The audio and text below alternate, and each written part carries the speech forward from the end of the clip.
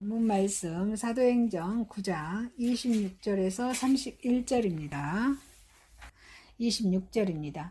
사울이 예루살렘에 가서 제자들을 사귀고자 하나 다 두려워하여 그의 제자됨을 믿지 아니하니 바나바가 데리고 사도들에게 가서 그가 길에서 어떻게 주를 보았는지와 주께서 그에게 말씀하신 일과 다메섹에서 그가 어떻게 예수의 이름으로 담대히 말하는지를 전하니라. 사울이 제자들과 함께 있어 예루살렘에 출입하며 또 주 예수의 이름으로 담대히 말하고 헬라파 유대인들과 함께 말하며 변론하니 그 사람들이 죽이고 힘쓰거늘 형제들이 알고 가이사랴로 데리고 데려가서 다소로 보내니라. 그리하여 온 유대와 갈릴리와 사마리아 교회가 평안하여 든든히 서가고 주를 경외함과 성령의 이로로 진행하여 수가 더 많아지니라. 요한복음 15장 1절에서 8절입니다. 1절입니다. 나는 참 포도나무여 내 아버지는 나무보다 그는 내게 붙어있어 열매를 맺지 아니하는 가지는 아버지께서 그거를 제거해 버리시고 무를 열매를 맺는 가지는 다 열매를 맺게 하려 하여 그것을 깨끗하게 하시느니라. 너희는 내가 알려준 말로 이미 깨끗하여졌으니 내 안에 거하라. 나도 너희 안에 거하리라. 가지가 포도나무에 붙어있지 아니하며 스스로 열매를 맺을 수 없음같이 너희도 내 안에 있지 아니하며 그러하니라. 나는 포도나무여 너희는 가지라. 그가 내 안에 내가 그 안에 거하며 사람이 열매를 많이 맺나니 나를 떠나서는 너희가 아무것도 할 수 없습니다. 사람이 내 안에 거하지 아니하며 가지처럼 밖에 버려져 마르나니 사람들이 그것을 모아다가 불에 던져 사릅니다. 너희가 내 안에 거하고 내 말이 너희 안에 거하며 무엇이든지 원하는 대로 구하라. 그리하며 이루리라. 너희가 열매를 많이 맺으며 내 아버지께서 영광을 받으실 것이요 너희는 내 제자가 되리라. 요한일서 3장 18절에서 24절입니다. 18절입니다. 자녀들아 우리가 말과 혀로만 사랑하지 말고 행함과 진실함으로 하자. 이로써 우리가 진리에 속한 줄을 알고 또 우리 마음을 주 앞에서 굳세게 하리니 이는 우리 마음이 혹 우리를 책망할 일이 있어도 하나님 우리 마음보다 크시고 모든 것을 아시기 때문이라. 사랑하는 자들아 만일 우리 마음이 우리를 책망할 것이 없으며 하나님 앞에서 담대함을 얻고 무엇이든지 구하는 바를 그에게서 받나니 이는 우리가 그의 계명을 지키고 그 앞에서 기뻐하시는 것을 행함이라. 그의 계명은 이것이니 곧 그 아들 예수 그리스도의 이름을 믿고 그가 우리에게 주신 계명대로 서로 사랑할 것이니라. 그의 계명을 지키는 자는 주 안에 거하고 주는 그 안에 거하시나니 우리에게 주신 성령으로 말미암아 그가 우리 안에 거하시는 줄을 우리가 아느니라. 아멘. 사도행전 본문 말씀 사도행전 9장 26절에서 31절 요한복음 15장 1절에서 8절 요한일서 3장 18절에서 24절 본문의 말씀으로 제목을 떳떳한 인간이라는 제목으로 은혜를 받고자 하겠습니다. 떳떳한 인간이라는 제목으로 은혜를 받고자 하겠습니다. 첫 번째, 떳떳한 인간은 교회의 평안과 성장 속에서 떳떳합니다. 떳떳한 인간은 교회의 평안과 성장 속에서 떳떳합니다. 이 본문의 사도행전 9장 말씀은 사도행전은 성령 행전이죠. 누가가 썼습니다. 누가가 신약에서 2권을 썼는데 누가복음과 사도행전을 이렇게 기록했습니다. 이 사도행전은 성령 행전으로서 우리가 지금 이렇게 살아가고 있는 이렇게 삶 속에서 어떻게 이렇게 복음을 전할 것인가 그 내용이 사도행전 1장부터 28장까지 잘 기록이 되어 있습니다. 그리고 현재 우리가 29장은 우리가 사도행전 29장을 써 내려가고 있는 것입니다. 각자의 우리 성도 저와 여러분이 29장을 써가고 있는 것입니다. 이 본문의 9장의 20말씀에서 다메섹 도상에서 다메섹은 그 지명의 이름이죠. 주님을 만난 사울이 주님을 만났습니다. 그 주님을 만난 이후로 사울은 새로운 신앙관을 갖게 됩니다. 그래서 이 사울은 예루살렘에 돌아와서 복음 사역에 동참하게 됩니다. 여러분 여기가 예루살렘이에요. 여기가 예루살렘이에요. 요단강 사이바다 예루살렘 여기 와서 동참하게 사울이 복음 전하는데 동참하게 됩니다. 이 사울은 그 일을 중단할 수밖에 없는 상황에 복음을 전하다가 이 복음을 중단할 수밖에 없는 그런 상황에 처하게 됩니다. 이때 당시 헬라파 유대인들이 어째요? 사울을 죽이려고 적극적으로 돈받습니다. 이 헬라파 유대인들이 바울이 누구보다도 열심히 했던 이런 유대교를 배반했기 때문입니다. 그리고 이 바울이 기독교로 개종하는 게 사실에 대해서 더 큰 적개심을 헬라파 유대인들이 갖게 됩니다. 그래서 이 바울은 예루살렘에서 머물 수 없는 지경에 이르고 또 이 사울이 형제들의 도움을 얻어서 이 사울의 고향이 다소였어요. 다소로 떠납니다.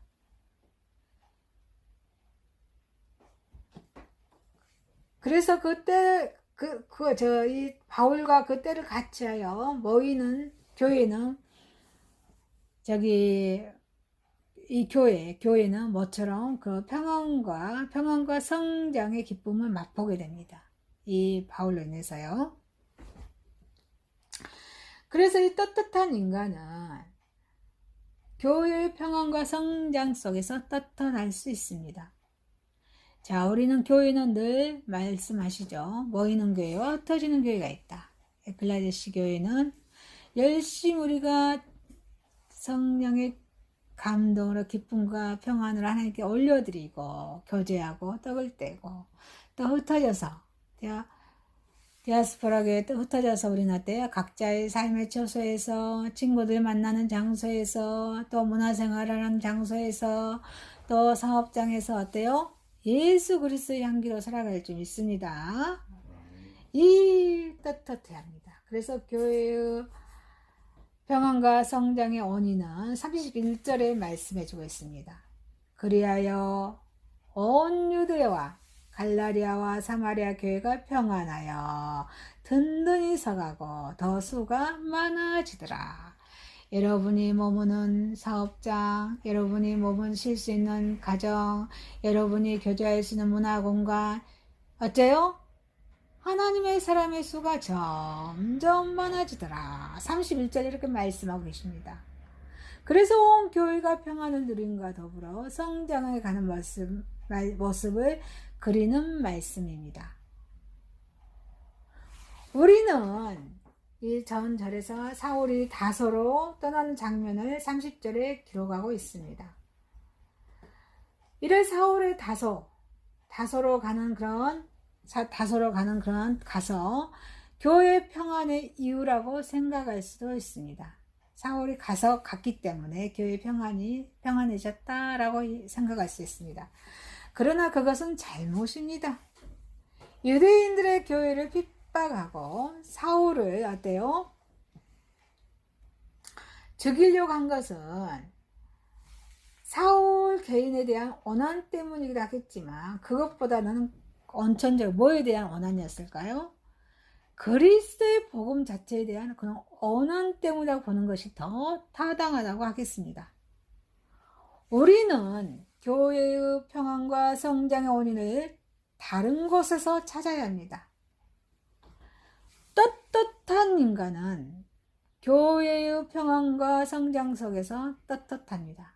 이 바울의 해심 사건이 가장 큰 원인입니다. 이 유대교에 신봉한 사람들은 항상 유대교의 수호를 위해서 모든 노력을 기울였습니다. 그래서 이들의 교회에 대한 핍박은 당연한 것입니다. 그들이 보기에 기독교는 분명 하나님을 모독하는 이단이었기 때문입니다. 따라서 사울의 그런 다소의 행위, 이들의 교회 핍박을 잠재울 수는 없었고 교회 평안과 성장의 이유도 될 수 없는 것입니다. 그러면은 교회의 평안과 성장의 원인은 무엇이겠습니까? 그것은 사울의 해심 사건이 큰 원인이 된 것입니다. 얼마 전까지만 해도 성도들 잡아 죽이려고 했던 그런 살기가 등등했던 사울이 다메섹으로 가는 도중에 예수님을 만나서 회심하였던 그 사실 자체가 성도들의 마음속에 기독교가 참 정결한 사실을 확인시켜준 결과가 된 것입니다. 아멘이십니까? 그래서 사도행전 7장에서 사울이 스데반 집사님도 죽이잖아요. 여러 사람들 죽이게 됩니다. 이러한 확신 때문에 교회에는 평안이 깃들고 또 결과적으로 성장을 가져오게 된 것입니다. 이 사울의 다소로 간 그런 자체가 이루어지자 비로소 성도들은 그 일이 이제 현실적으로 느껴지게 된 것입니다. 이 사울이 다소로 떠나기 전에는 사울이 예수님의 참 제자가 된 것을 믿지 못했던 것입니다. 사도행전 9장 26절 말씀하고 계십니다. 사울이 예루살렘에 가서 제자들을 사귀고자 하나 다 두려워하여 그의 제자됨을 믿지 아니하니. 믿지 않습니다. 그러나 이제는 사울이 유대교인 때문에 다소로 떠나자 그의 핵심을 실감하게 됩니다. 그래서 그 사울로 말미암아 확신과 기쁨을 얻음으로써 교회의 평안과 성장이 있게 된 것입니다. 이렇게 떳떳한 인간은 교회의 평안과 성장 속에서 떳떳합니다. 사울의 핵심 사건의 주체는 누구십니까? 맞습니다. 구원을 완성하신 예수님, 구원을 계획하신 하나님이십니다. 우리는 여기서 사울의 핵심 사건이 결코 우연이 아님을 기억해야 합니다. 그날의 사울의 핵심 사건이 일어난 것은 하나님의 숨겨진 뜻과 섭리가 있었던 것입니다. 그래서 사도행전 9장 15절에 주께서 이르시되 가라, 이 사람은 내 이름으로 이방인과 임금들과 이스라엘 자손에게 전하기 위하여 택한 나의 그릇이라 라고 말씀하고 계십니다. 이는 다른 모든 의지를 차지하고 교회의 안정과 번영고 하나님의 절대적인 섭리와 간섭, 그런 역사로 된다는 것을 우리에게 가르쳐주고 계십니다. 오늘날에도 참으로 교회의 안정을 가져오기를 원한다며 모든 인간의 노력에 앞서 하나님을, 구원을 계획하신 하나님을 전적으로 의지하는 자세가 우리에게 요구될 줄 믿습니다. 그래서 떳떳한 인간은 교회의 평안과 성장 속에서 하나님의 떳떳한 하나님의 자녀로 살아가는 저와 여러분 되시기를 주님의 이름으로 축원드립니다. 아멘. 두 번째입니다. 떳떳한 인간은 예수님 안에 거하는 삶입니다. 구원을 완성하신 예수님 안에 거하는 삶입니다.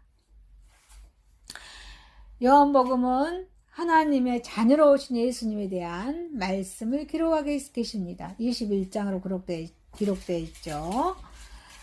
15장은 포도나무의 비유입니다. 14장에서 예수님께서 13장에서 세족식을 제자들이 발효시키시고 14장에서 예수님께서 거의 마지막 설교를 하신 다음에 15장에 포도나무로 비유하십니다. 너희는 내 가지 안에 있어야 된다. 이 포도나무로 자신을 비유한 예수님께서는 성도를 향하여 가지라고 말씀하고 계십니다. 가지가 나무 줄기에 온전히 붙어 있을 때에만 풍성하고 좋은 열매를 많이 맺을 수 있다고 말씀하고 계십니다.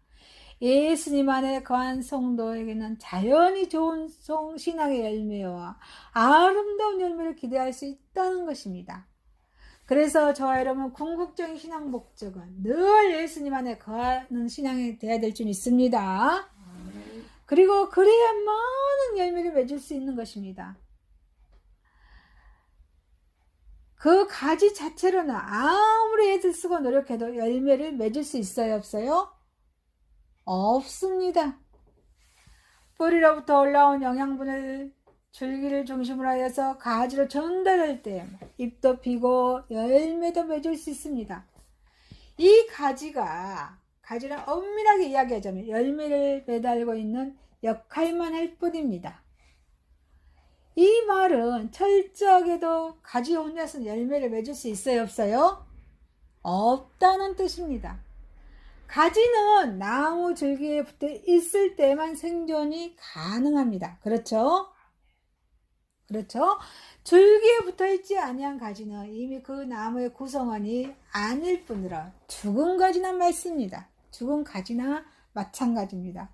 이 본문에서 요한복음 15장 이 본문에서 풍성하고 좋은 열매를 맺는 법칙과 그 가지가 열매를 맺는 목적에 대해서 하나님께서는 말씀해주고 계십니다. 자, 떳떳한 인간은 어때요? 누구 안에 거해야 돼요? 예수님 안에 거하는 삶으로 살아가야 한다는 것입니다. 풍성한 열매를 맺는 방법으로는 예수님을 닮아가는 것입니다. 누구를 닮아가요?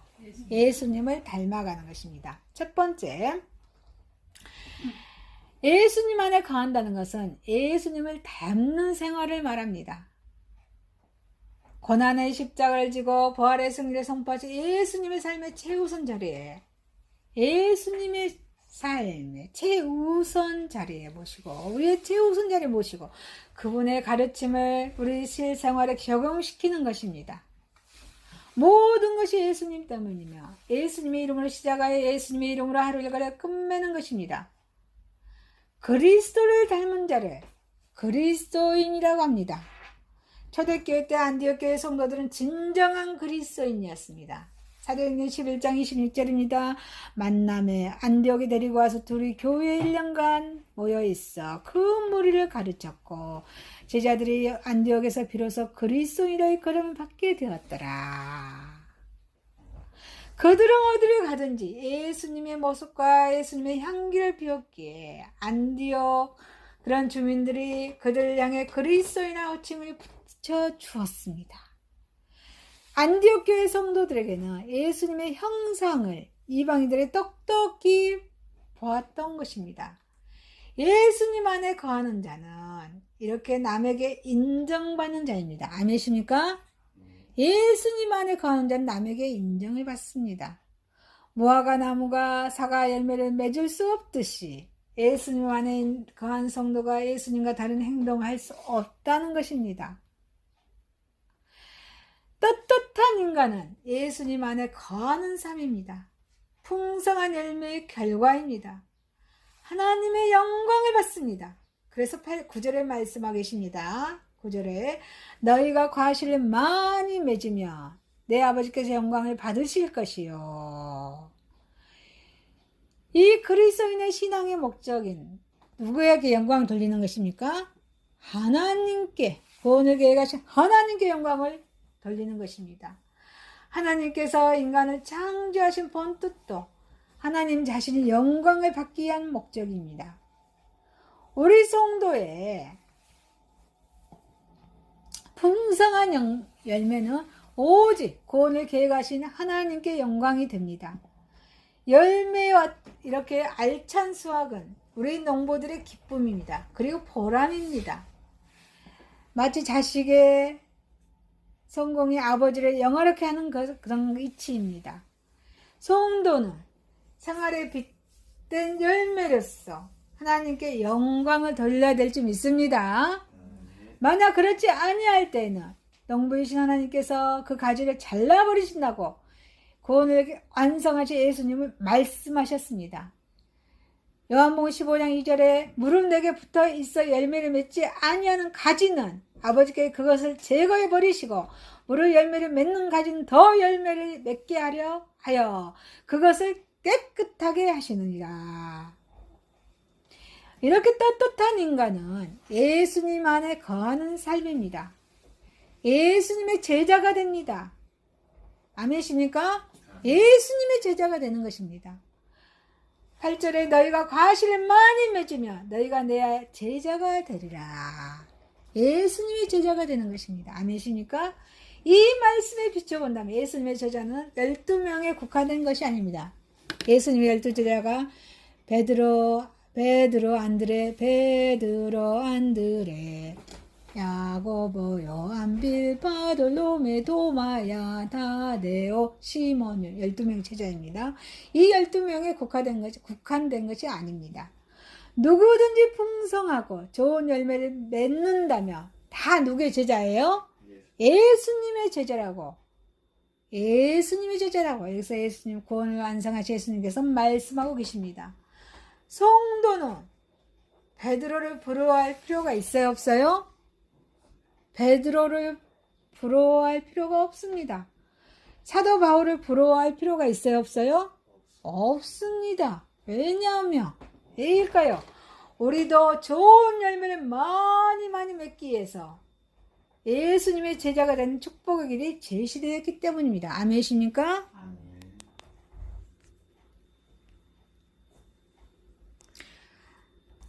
이렇게 떳떳한 인간, 예수님 안에 거하는 삶으로 살아가는 저와 여러분 되시기를 주님의 이름으로 축원드립니다. 아멘. 세 번째입니다. 떳떳한 인간입니다. 모든 인간은 범죄로서 하나님의 영광에 이르지 못합니다. 그래서 로마서 3장 23절에 모든 사람이 죄를 범하였음에 하나님의 영광에 이르지 못하더니 인간의 의로는 어느 누구도 하나님 앞에 떳떳이 살 수가 없습니다. 이러한 인간을 위해 하나님은 구원을 완성하신 예수 그리스도를 보내주셨습니다. 그래서 새로운 피조물로 지원받을 수 있는 길을 열어놓으셨습니다. 고린도후서 5장 17절에 그런즉 누구든지 그리스도 안에 있으면 새로운 피조물이라 이전 것은 지나갔으니 보라 새 것이 되었도다. 우리는 이전 것은 다 지나갔습니다. 새 것이 되었습니다. 아멘. 또한 예수 그리스도의 공생의 기간 동안 자신의 사역을 통해서 이 성도가 이 땅에서 마땅해야 할 선행과 청결한 마음을 갖고 살아가도록 친히 본을 보여주셨습니다. 그래서 요한복음 13장 13절에서 15절 세족식장이죠. 너희가 나를 선생이라 누가 주라 하니 너희 말이 옳더라. 내가 그러하다 내가 주와 또는 선생이 되어 너희 발을 씻었으니 너희도 서로 발을 씻어주어 주는 것이 얻으니라. 내가 너에게 행한 것 같이 너희도 행하게 하려 본을 보였노라. 여러분, 우리가 이웃을 향하여 발을 씻겨주는 그런 믿음의 소유자가 되기를 주님의 이름 축원드립니다. 아멘. 한번 섬겨보십시오. 저도 한번 해보렵니다. 빌립보서 3장 17절입니다. 형제들아 너희는 함께 나를 본받으라. 그리고 너희가 우리를 본받는 것처럼 그와 같이 행하는 자들을 눈여겨보라. 그러므로 성도가 그리스도를 본받는 것은 하나님 앞에 부끄럼 없이 설 수 있는 최상의 방법입니다. 이 본문의 말씀을 통해서 구원을 계획하신 하나님 앞에 떳떳이 설 수 있는 방법과 그 결과에 대해서 말씀을 해주고 계십니다. 이 떳떳한 인간은 하나님 앞에 떳떳하게 설 수 있습니다. 떳떳한 인간의 그런 성결한 삶은 하나님 앞에서 떳떳함을 갖게 됩니다. 그래서 시편 24장 4절 말씀하고 계십니다. 그 손이 깨끗하여 마음이 청결하며 뜻을 허탄한 데 두지 아니하며 거짓 명세치 아니하는 자로다. 죄 많은 인간은 감히 구원을 계획하신 하나님 앞에 나아갈 수 없습니다. 구원을 완성하신 예수 그리스도로 인해 거듭난 성도들은 행실과 마음이 깨끗함으로 여호와의 산에 오를 수 있으며 거룩한 곳에 설 수 있습니다. 이 바울 사도는 그의 서신을 통해서 거듭난 자의 내적 증거로 디모데전서 1장 5절에 말씀하고 계십니다. 청결한 마음과 선한 마음과 거짓이 없는 믿음을 가지고 그런 내적인 증거로 말씀하고 계십니다. 또 야고보는 삶 속에서 구체적으로 표현해야 할 성결한 삶의 태도를 야고보서 1장 27절에 고아와 가부를 그 환란 중에 돌아보고 또 자기를 지켜 세속에 물들지 아니하는 것이라고 말씀하고 계십니다. 이렇게 성결한 삶은 인간의 마음과 성실을 통해서 드러나야 합니다. 자신의 양심과 행동에 대해 부끄러움이 없을 때 하나님 앞에서도 떳떳이 설 수 있습니다. 떳떳한 인간은 예수 그리스도를 의지할 때 떳떳할 수가 있습니다. 하나님께서는 예수 그리스도 세상에 보내신 것은 세상을 심판하는데 그 목적이 있는 것이 아닙니다.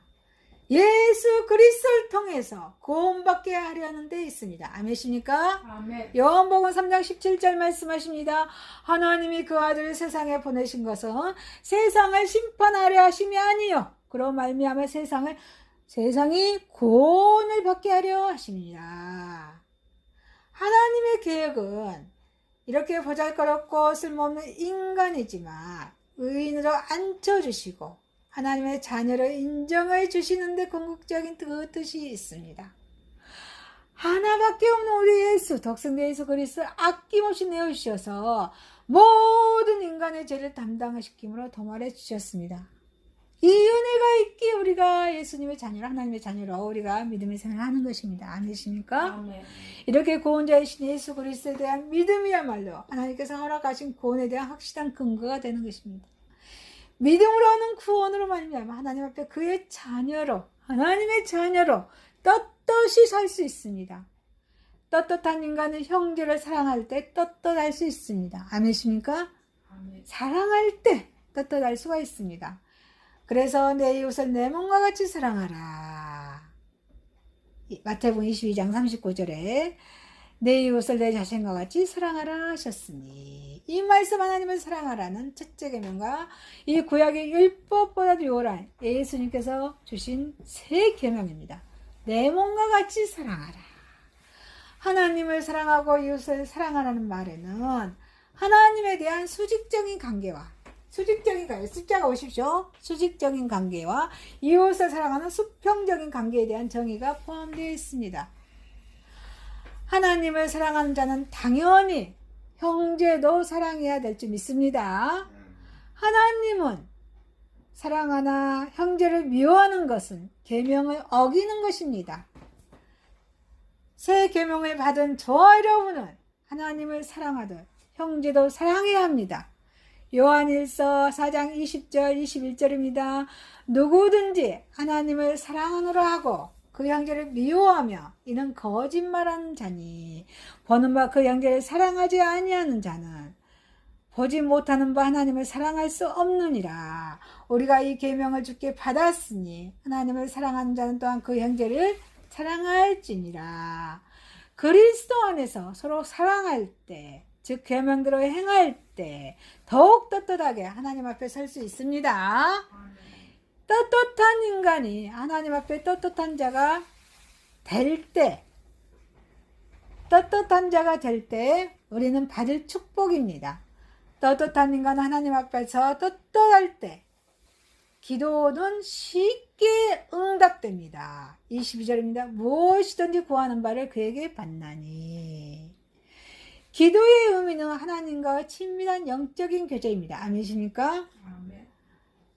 영혼의 호흡은 데살로니가 5장 7절에 자는 자들은 밤에 자고 취하는 자들은 밤에 취하되 영혼의 호흡이라고 할 수 있습니다. 기도는 누구나 다 할 수 있는 조건이 있습니다. 아멘이십니까? 그런데 우리가 기도하기 전에 뭘 해야 될까요?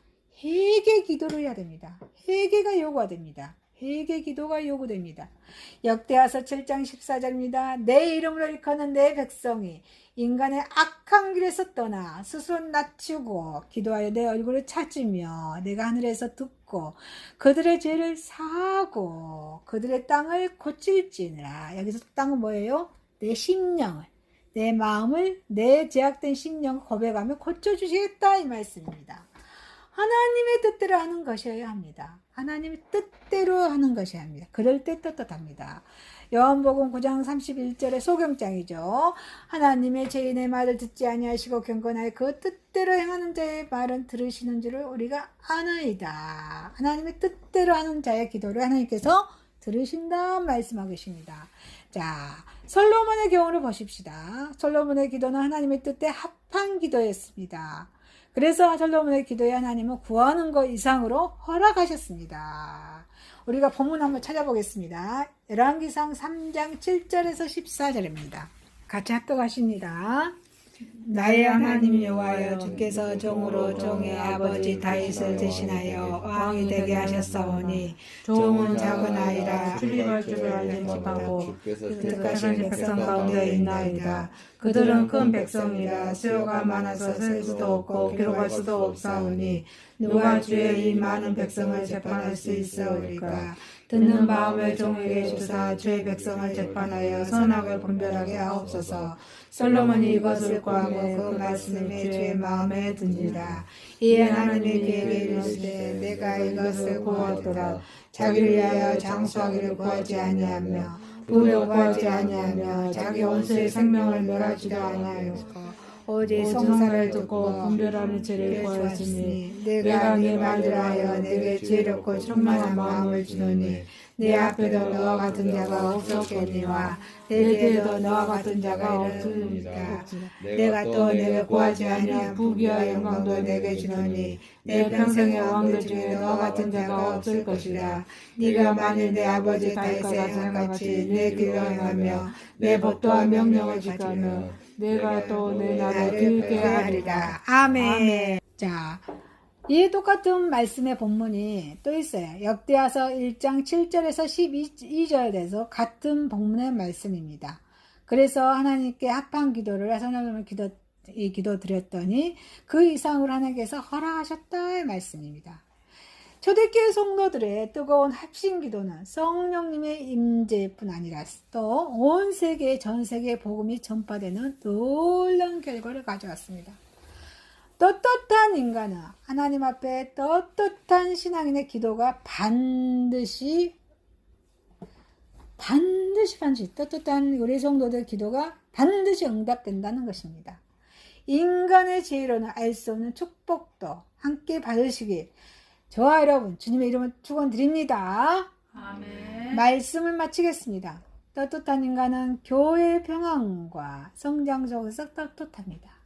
떳떳한 인간은 예수님 안에 거하는 삶입니다. 떳떳한 인간입니다. 기도드리겠습니다. 하나님 아버지, 떳떳한 하나님의 자녀로 살아가게 하옵소서. 교회의 평안과 성장 속에서 예수님 안에 거하는 삶을 살아가게 하옵소서. 떳떳한 주님의 자녀로 살아가게 하옵소서. 예수님의 이름으로 기도드리옵나이다. 아멘.